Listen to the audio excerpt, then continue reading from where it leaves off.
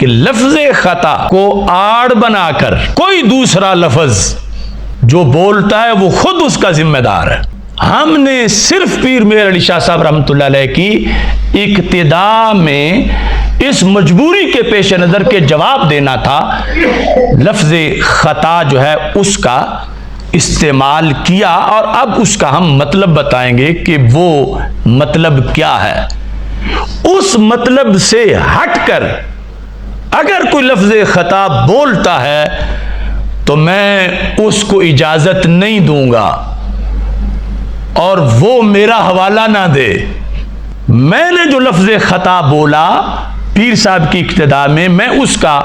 مطلب واضح کرنا چاہتا ہوں کہ وہ اس کا مطلب کیا ہے۔ صحیح بخاری شریف، اذا حکم الحاکم فاجتہد ثم اصاب فلہ اجران واذا حکم فاجتہد ثم اخطا فلہ اجر،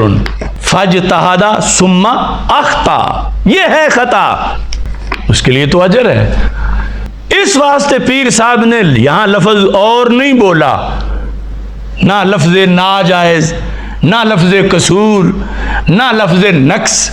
نہ لفظ گناہ، نہ لفظ غلطی، یہاں ہے لفظ خطا۔ اور خطا جس پس منظر میں ذکر ہے، خطائے اجتہادی، اس کے لحاظ سے سرکار فرما رہے ہیں کہ اذا حکم فاجتہد ثم اخطا فلہ اجر، اس کے لیے تو اجر ہے۔ تو جس لفظ کا مطلب اجر ہے، گالی نہیں، عیب نہیں، جس لفظ کا مطلب اجر ہے اس کو توہین کیوں کہا جا رہا ہے؟ بولا ہم نے ہے، بولا پیر صاحب نے ہے، اور ہم نے اس کے حوالے دیے ہیں کہ وہ لفظ خطا ہے، خطائے اجتہادی، کیونکہ پیر صاحب نے مطلقاً خطا کہا تھا تو ہم نے اس مختصر جملے کے اندر جو ہے وہ مطلقاً اس کی اتنی وضاحت کر دی۔ خطا، خطائے اجتہادی جو کہ باعث اجر ہے، باعث ثواب ہے۔ اب جس چیز پر سیدہ پاک رضی اللہ تعالی عنہا کے لیے حدیث مصطفیٰ علیہ السلام کی روشنی میں اجتہاد کے نتیجے میں ایک اجر کا اعلان مل رہا ہے، کیا اس چیز کو ختم کرنا چاہتے ہیں؟ اس سے رجوع چاہتے ہیں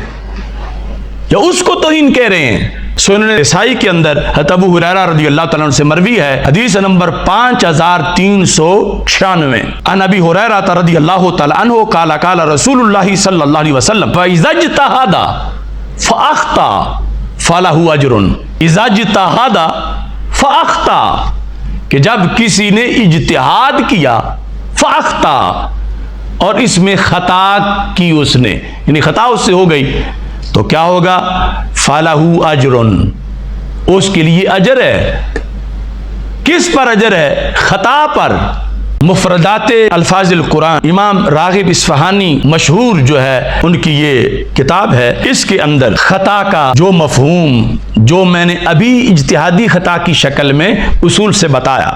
ان یرید ما یحسن فعلہ، کہ بندہ ارادہ کرے اس کام کا جسے کرنا اچھا ہے، ولیکن یقع منہ خلاف ما یرید، لیکن کام وہ جائے جس کا ارادہ نہیں تھا، ارادہ اچھے کا تھا، جو یعنی ظاہر باطن ہر لحاظ سے جس میں حسن ہے، ارادہ اس کا تھا، مگر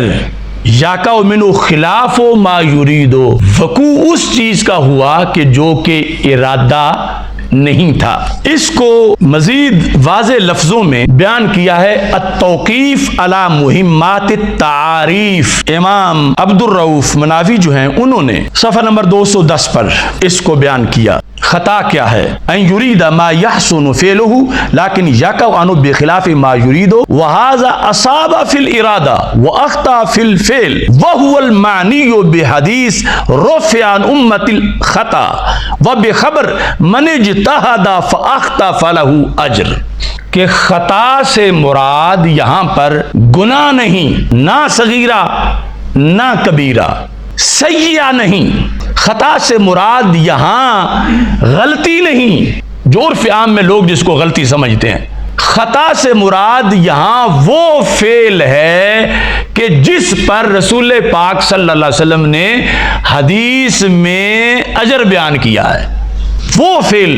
خطا سے مراد ہے۔ یہ جو لفظ خطا ہے، اگر اس لفظ کو کوئی مترادف سمجھتا ہے معاذ اللہ گناہ کا، غلطی کا، سیئہ کا، نقص کا، عیب کا، تو وہ پھر اپنا منہ بند رکھے، کبھی بھی لفظ خطا نہ بولے۔ اس مقام پر جو خطا کے لفظ کو گناہ کا مترادف یا عیب نقص کا مترادف سمجھتا ہے، تو اس کے لیے اجازت نہیں کہ وہ یہاں اس مقام پر لفظ خطا بول کے اس کی نسبت حضرت سیدہ طیبہ طاہرہ کی طرف کرے۔ جو لفظ بولا گیا ہے اس لفظ کے لحاظ سے یہ مطلب اس میں اس کو بولا ہے پیر صاحب نے، یہ ہمارے دلائل ہیں، اور اس پر اس کا بولنا جائز ہے کہ جب اس میں گناہ کا کروڑواں حصہ بھی کوئی نیت نہ کرے اور مراد نہ لے، بلکہ اس کے اندر فَلَهُ أَجْرٌ، جو حدیث کے اندر یعنی جو خطا کا لفظ ہے جس کو ہی امام مناوی نے خطا اجتہادی سے تعبیر کیا کہ یہ ہے حدیث میں لکھا ہوا، وہ لفظ بولا گیا کہ جس کے معنی میں عیب نہیں، نقص نہیں، بلکہ وہ لفظ خطا ایک اجر و ثواب کا جو ہے وہ متضمن ہے، اس لحاظ سے اس کو بولا گیا۔